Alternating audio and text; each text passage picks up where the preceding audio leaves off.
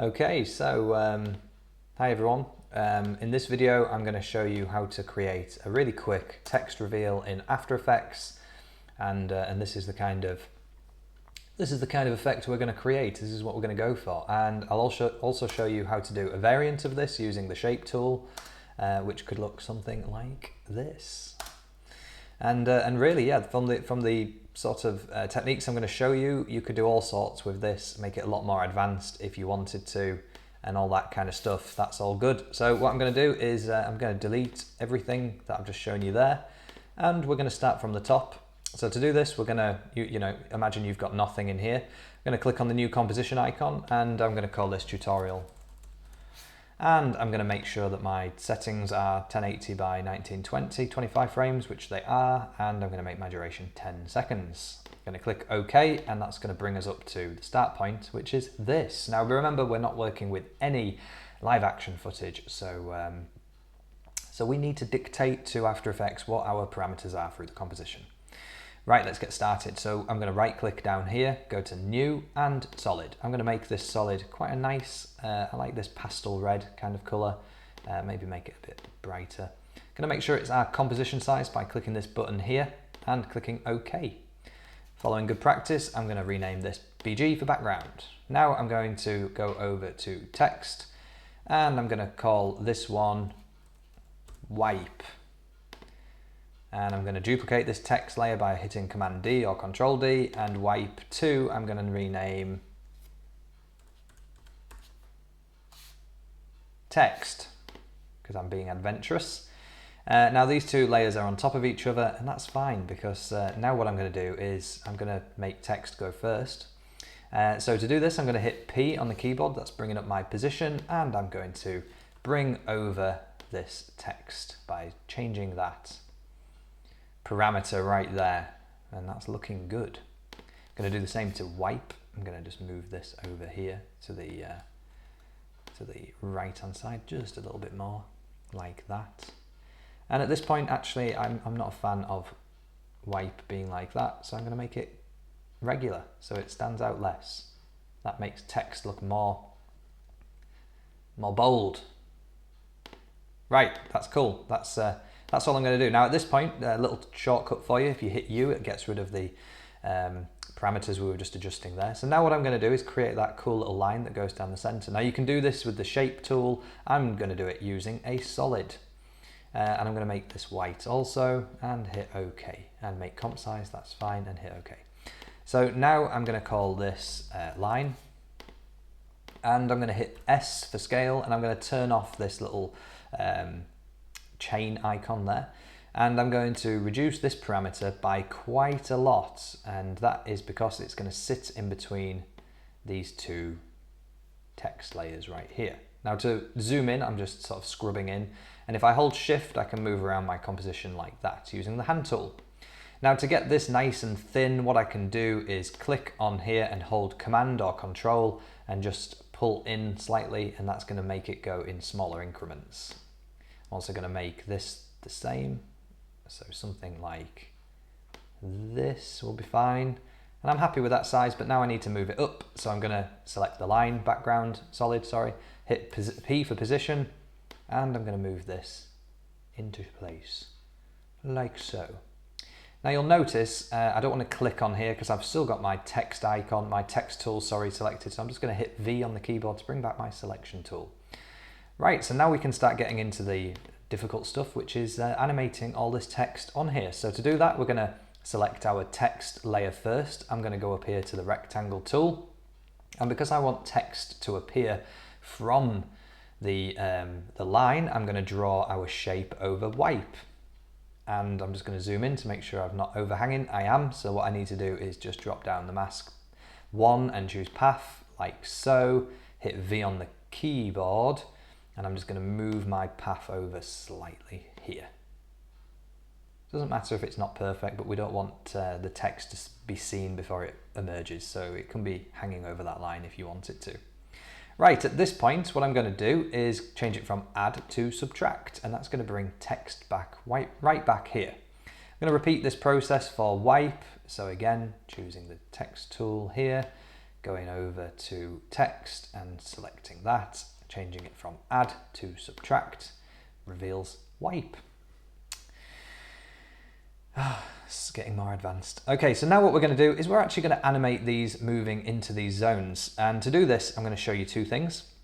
Firstly, I'm going to go to about 3 seconds. And the reason for this is because this is what I want the finished piece to look like at 3 seconds. And it just makes it easier to work your way backwards than starting at the start position and working the other way. It means that this is how I want it to look at the end, and that's why I'm working my way backwards.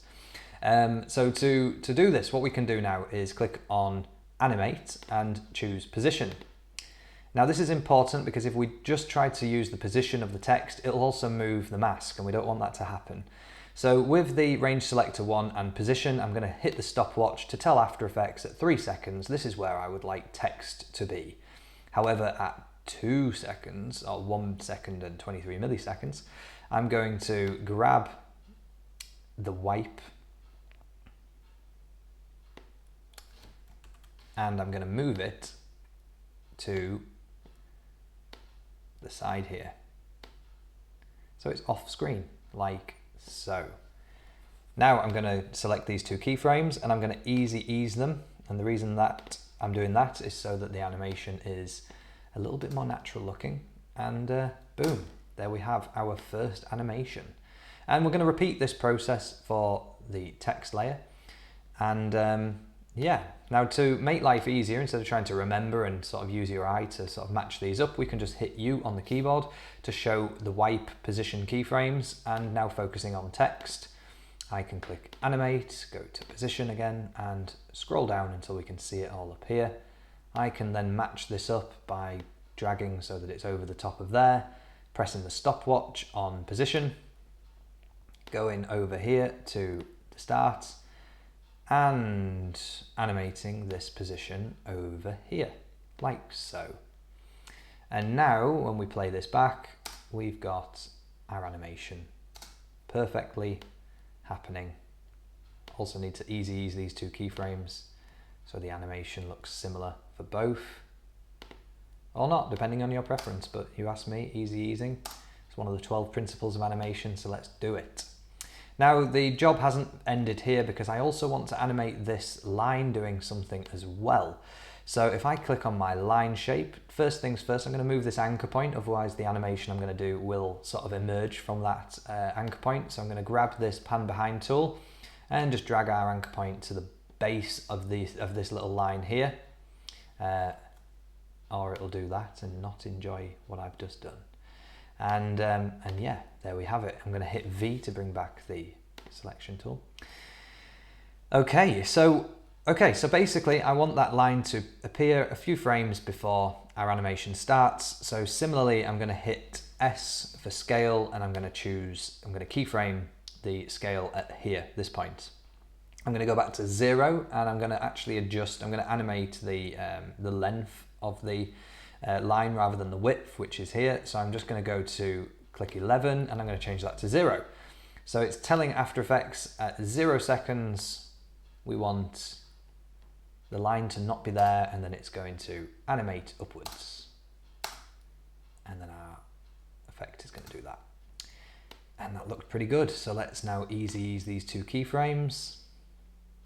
What am I doing? Easing. So right click, keyframe assistant, and ease. It's also at F9 on the keyboard shortcuts. I'm actually going to bring these 2 closer here. So our animation looks like this. Now we want to also animate this ending. So to do this, I'm going to bring up our keyframes for all of our area here. So again, to do that, I just clicked off all of the layers, hit U once. So hitting U just reveals the keyframes. So what I can do at this point, the quickest way to repeat this animation but in reverse, we want these 3 parameters to stay the exact same. So I'm going to keyframe here and here. So this will stay consistent as a solid. And then I'm going to move it 1 second because that is roughly the same as earlier on. And I'm just going to click on that keyframe and hit Control V. So Control C to copy it and Control V to paste it. So Control C and Control V. And you'll notice because my cursor is here, it's pasting. Even though I'm copying from here, it's pasting exactly where I want it to paste. I can do the same here. So Control C and Control V. And again, move it by about a second, roughly. Press this, Control C and Control V. So now we have our animation finishing how it started. And at this point we can also drag this handle inwards to the last keyframe and go up here to composition, trim comp to work area, and what that's going to do is trim out that last bit so we don't need to worry about it. So this is what we are left with. And again, you can move any of these keyframes if you think it's going on for too long and you want to minimize it. All good stuff like that. Now to create this effect, it is the exact same process, except instead of keyframing in the center, I masked, instead of masking from the center, I masked from underneath and have the animation coming upwards and downwards rather than from side to side. The only thing that's different in this composition is instead of using a solid, I used a shape layer. And a shape layer gives you a little bit more freedom to, well, be a bit more advanced with what we see. So as you can see here, the line animates from the center, and that's because I added a trim path, and that allows me to actually animate here, as you can see, the start and end points. Now, just to give you an example of what these things do, you can see here at 50-50, the line does not exist, it ceases to exist. And as we go to 1 second, one start duration goes up to 100% and the end duration goes down to 0%, and that's because the line is moving from the center up and the center down. Now if we wanted to be a bit more complex, we can also animate the offset. So you could do something like this, or if we move the offset too much, we will get varying results, something that looks more like that. So again, you know, it's all about finding a balance that you think looks good creatively. The other thing with a line tool as well, if I go into the stroke options, you'll notice that I can line cap. I can change it from a hard end, which would look something like this, the butt cap, which is just like so. We can change this to rounded, which again just gives it a nice bit of design appeal. And that's really the only difference. It's just having a different shape or playing around with a different shape. So that's it for this tutorial. I hope you've learned something from it, and yeah, have a go yourself and make it more advanced, or the more advanced you can. Cheers guys, thank you.